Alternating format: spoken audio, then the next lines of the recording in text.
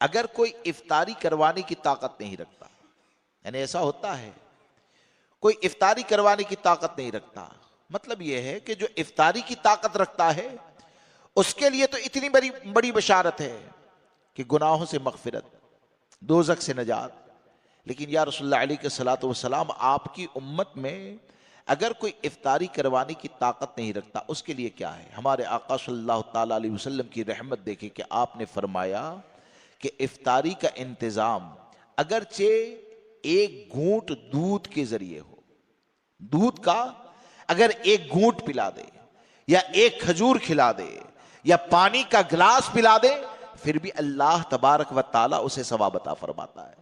یعنی اتنے مختصر سے عمل پر، اور پھر ایسا نہیں کہ کسی کے ثواب میں کمی کی جائے. بعض لوگ یعنی کم علمی کی بنیاد پر ایسا سوچتے ہیں کہ بھائی کسی سے اگر افطاری کا سامان لے لیے نا، خاص کر کے جو مالدار ہوتا ہے، تو کبھی کبھی ایسی سوچ آتی ہے کہ بھئی افطاری کا اگر سامان لے لیے نا تو میرا ثواب تو وہ لے جائے گا.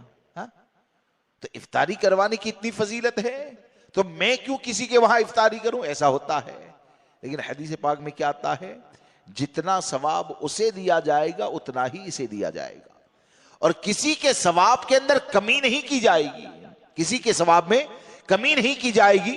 اور پھر ہمارے آقا صلی اللہ تعالی علیہ وسلم نے ارشاد فرمایا کہ کوئی اگر مومن کے لیے پیٹ بھر افطاری کا انتظام کرے تو کل قیامت میں اسے میرے حوض کوثر سے وہ جام عطا کیا جائے گا کہ وہ کبھی بھی پیاسا نہ ہوگا یہاں تک کہ جنت میں داخل ہو جائے.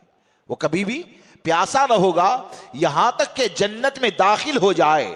اب اتنی سب فضیلتیں ہیں اور اس کے علاوہ بھی بے شمار ہے. یعنی جیسے کہ رمضان مبارک کے آنے پر یعنی جنت کو آراستہ کیا جاتا ہے، سجایا جاتا ہے، ہوا چلتی ہے، یہ تمام چیزیں، حور اس کے استقبال کرتی ہے، اس کی تمنا کرتی ہے. بہت سی احادیث مبارکہ ہیں، یعنی بے شمار رمضان کی فضیلتیں ہیں.